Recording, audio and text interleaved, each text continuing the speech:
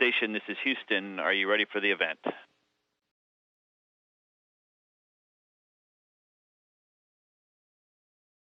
Houston, this is Station, and I'm ready for the event. United States Coast Guard Academy, this is Mission Control Houston. Please call Station for a voice check.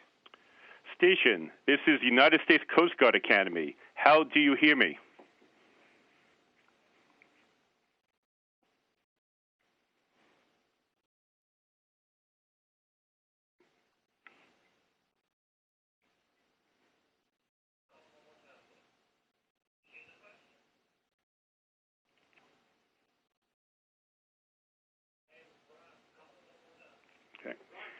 Okay. Station, this is United States Coast Guard Academy. How do you hear me? Coast Guard Academy, International Space Station. I've got you loud and clear, Dr. Adrazin. Dan, great to hear your voice. For our schools, this is Professor Ron Adrazin of the Coast Guard Academy, broadcasting from the Richard Freeman Studios from our beautiful waterfront campus in New London, Connecticut. It is my honor and privilege to introduce to you a 1985 graduate of the Coast Guard Academy, a retired Coast Guard pilot, Academy engineering professor, and NASA astronaut, Captain Daniel Burbank. Dan, please say a few words. Well, first off, I'd like to congratulate you on doing the mentoring program that you're doing. I think it's fantastic that institutions like the Coast Guard Academy take it as a task for them to start to mentor and reach out to kids in schools all around the country and get them inspired to pursue careers in science, technology, engineering, and math. We need those kinds of skills in the Coast Guard. We need those kinds of skills in all the services. We need those kinds of skills throughout industry in the United States. And I can tell you firsthand, we certainly need those kinds of skills here in the space program and on board the International Space Station. Thank you, Dan. For this event, hundreds of school kids in 4 different cities competed for the honor to ask Captain Dan Burbank a question. He will be answering questions from students up and down the East Coast. And now to the questions.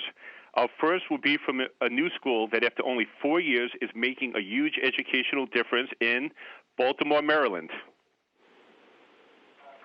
Captain Burbank, to you and the other 5 astronauts on the International Space Station, a huge hello from Friendship Academy of Engineering and Technology in Baltimore, Maryland. Captain, as a general overview, what types of experiments do you do on the space station?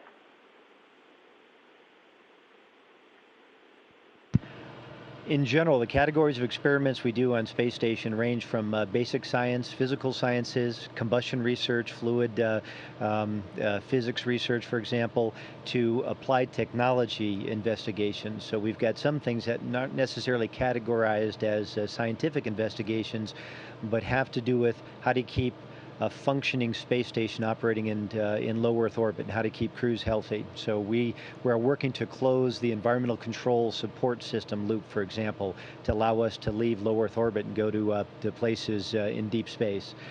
We also do a lot of biological experiments to support that same kind of pursuit.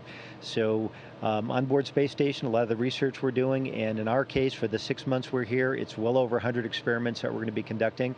A lot of that research is we're operating as subjects, we're operating as investigators or co-investigators with researchers on the ground, and we're learning as much as we can about how to keep humans healthy and safe, and how to basically offset the adverse effects of being in microgravity. And some of those things have a lot of applicability to life on Earth as well, for folks that are bedridden, for folks that are aged, and these kinds of things that you learn right here also have applicability there. Our next question is from an amazing all-girls school in Atlanta, Georgia. Hello to the crew of the ISS from the Coretta Scott King Young Women's Leadership Academy in Atlanta, Georgia. Captain, what recent NASA researches or inventions might help with Earth's depletion of natural resources?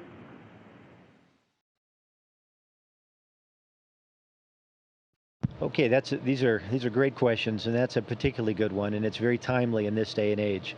Some of the research we're doing, including in some of the research in the racks that are off to the left side of your field of view right now, actually answer some questions about fundamental processes in combustion.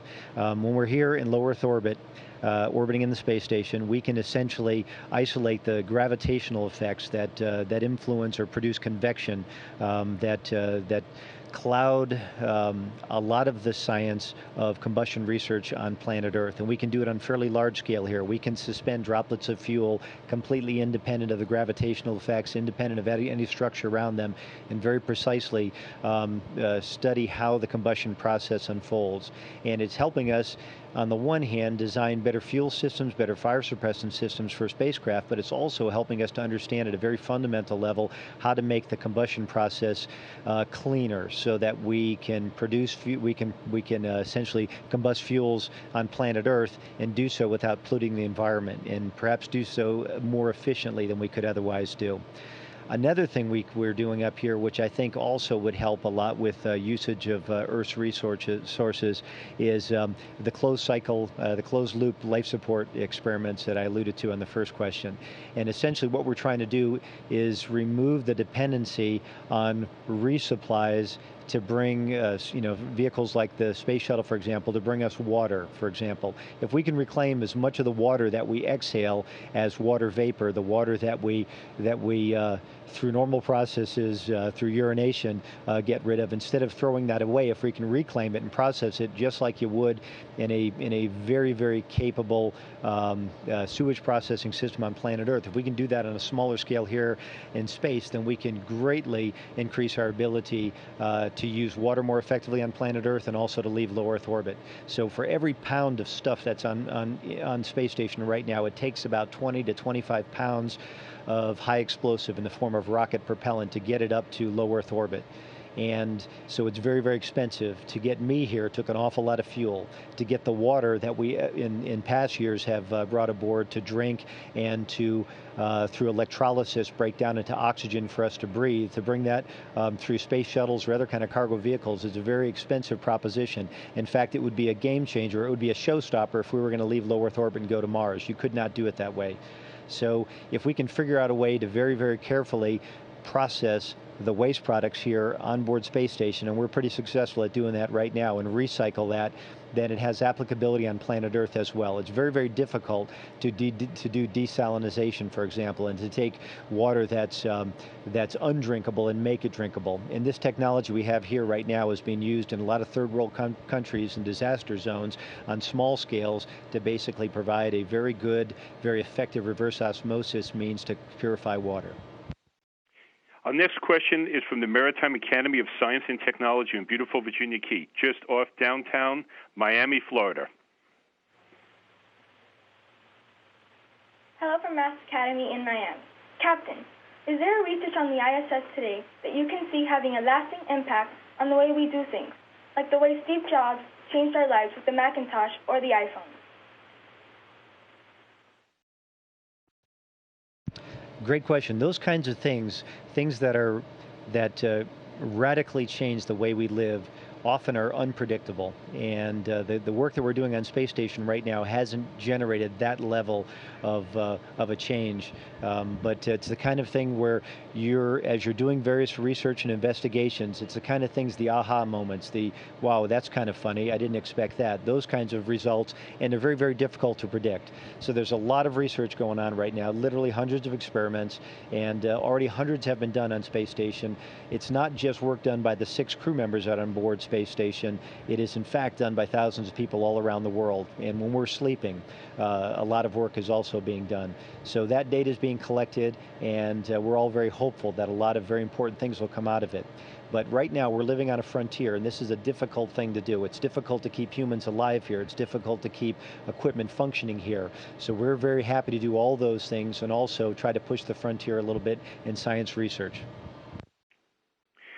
Back up north, our first question from an incredible local school, our STEM Magnet High School in New London, Connecticut. Hello, Captain. We are from the Science and Technology Magnet High School of Southeast Connecticut. We read that a new spectrometer has been added to the space station. By using this machine to analyze cosmic rays, have you discovered anything new about antimatter and galaxies?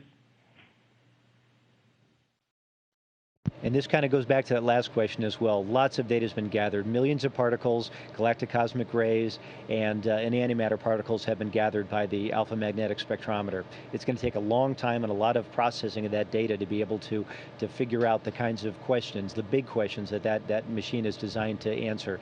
Specifically, when we look at space, most of what we see is actually a small fraction. All the things that glow, stars and things like that, or things that shine with reflected light, all of those are very, very small subsection of the matter of our universe. So dark matter is roughly 2/3 to 3/4 of what we would consider as fundamental matter, simple, made of baryons, made of the kinds of things that we're made of. So a lot of it just doesn't shine. It doesn't shine at all. We don't know why.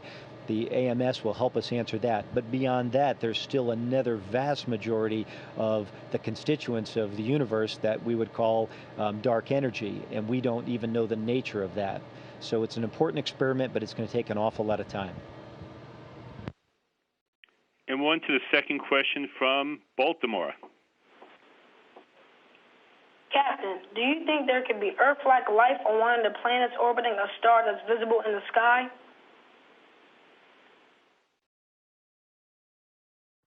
There's a lot of great experiments going out right now by other vehicles. Kepler, for example, is one of them, and a lot of research being done by observatories on the ground, run by people all around the world.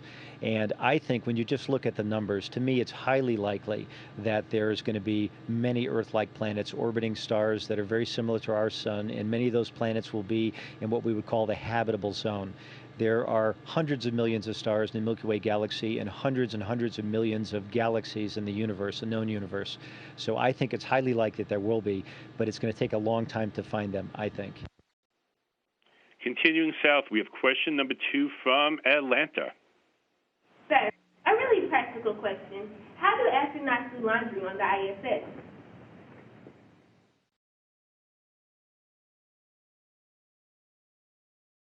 I think I missed the question. If you could repeat that, please. Sir, a really practical question. How do astronauts do laundry on the ISS? Okay, how do we do laundry on the ISS? In a word, we don't. Right now, we don't.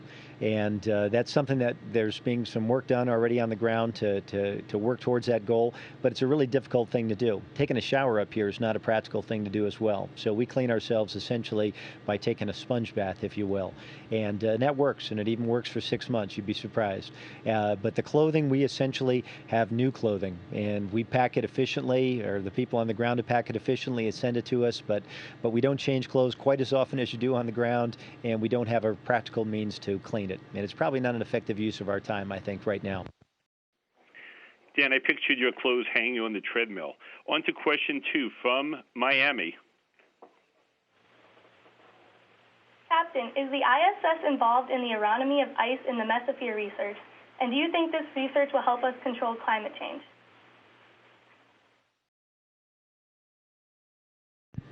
Yeah, the AIM mission is designed to investigate what we call noctilucent clouds or night shining clouds, also called polar mesospheric clouds.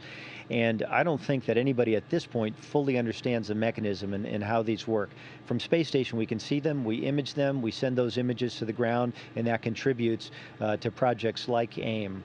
But we don't specifically have any direct tasking to do that. Polar mesospheric clouds are a relatively new phenomenon. At least they're more frequent now than they had been in years past. And whether that's tied to global climate change is really, I think, unclear at this point. It's very interesting. They're very beautiful to see, and we take a lot of imagery of them and we send it to the ground. And we're back to Connecticut for question number 2 from New London. Hey, Captain, I'm CJ Parker, and this is Kyrie Kadir. And our question is, Sir, has there been any experiments on the ISS involving non-human animals, and what might future experiments be like?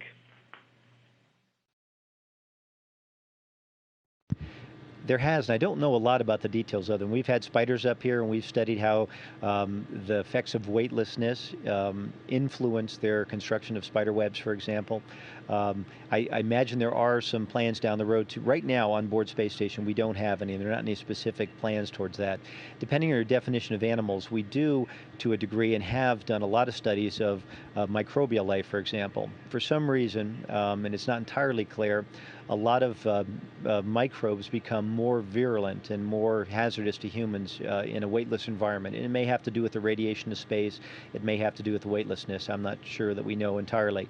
But for example, salmonella, there were studies done on salmonella up here, and the fact that salmonella would change in the space environment, and you could compare that, the salmonella from space to salmonella on the ground, allowed researchers on the ground to identify the gene that was different, the controlling gene effect, that effectively, resulted in that change, and that's helping to allow teams on the ground to design drugs to specifically target and combat salmonella poisoning, for example.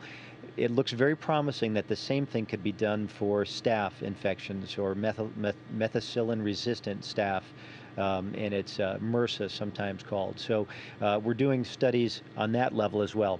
And interestingly, at the same time that some bacteria and microbes become more virulent, the human body immune system actually gets suppressed to a certain degree, so ours is not as effective up here. Thankfully, we've all been pretty healthy, and it hasn't been an issue, but it's an interesting effect.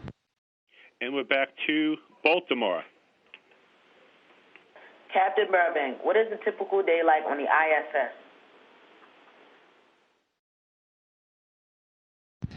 I think the typical day on ISS is atypical. There's really no such thing as a typical day, and that's actually one of the beauties of it. It's a delightful place to work. Every day is different. Every day is spectacular in its own right. Every day you have the opportunity to go to the window and look at this unbelievable planet from the vantage point of 240 miles above.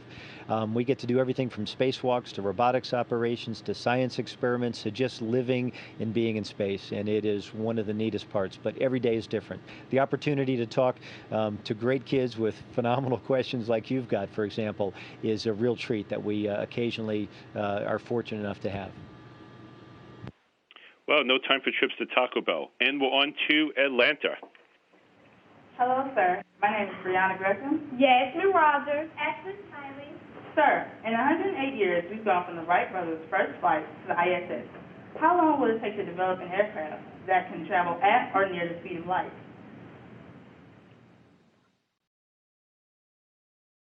That's a good question. Some bicycle makers a little over 100 years ago made an airplane when most folks on planet Earth didn't think that was ever possible. I think a lot of folks on planet Earth, including some very educated ones, think that creating a spaceship that'll go to the speed of light is impossible. So it's kind of hard to say at this stage to predict in the future. I would say this, though, that the physics that made airplane travel possible was relatively well known, or at least it was the kinds of effects. We could see how birds fly, for example, long before 1904. It is another leap, many orders of magnitude more difficult to contemplate going to the speed of light. It's going to require an entirely different set of physics, or entirely fundamentally different understanding of physics for us to get to that point. I think it's a long ways out. Well, unfortunately, we're short of time. There's a whole long list of questions. Captain Burbank, all the students who've asked questions, who are listening, who are waiting to ask questions, thank you all for this great event. Dan and the crew have an incredible journey, and we look forward to your return home on the 16th of March. This is United States Coast Guard Academy turning it back over to you. Okay, and thanks again very much. And I apologize for the folks that we weren't able to ask their questions today. These are great questions, tough questions. You had me sweating, so I was probably a little more long-winded than I needed to be. But I would just encourage you to continue to pursue these kinds of interests. This is the engine of our future. It is the ideas and the energy and the mental power that you have and you're already displaying. So I think we've got a wonderfully bright future, and we have a bright future like that because of kids like you. So keep up the great work, And down the road, if you'd like, we'd sure love to have you join us in the space program. And station, this is Houston ACR. That concludes the event. Thank you. Thank you, United States Coast Guard Academy. Station, we are now resuming operational audio communications.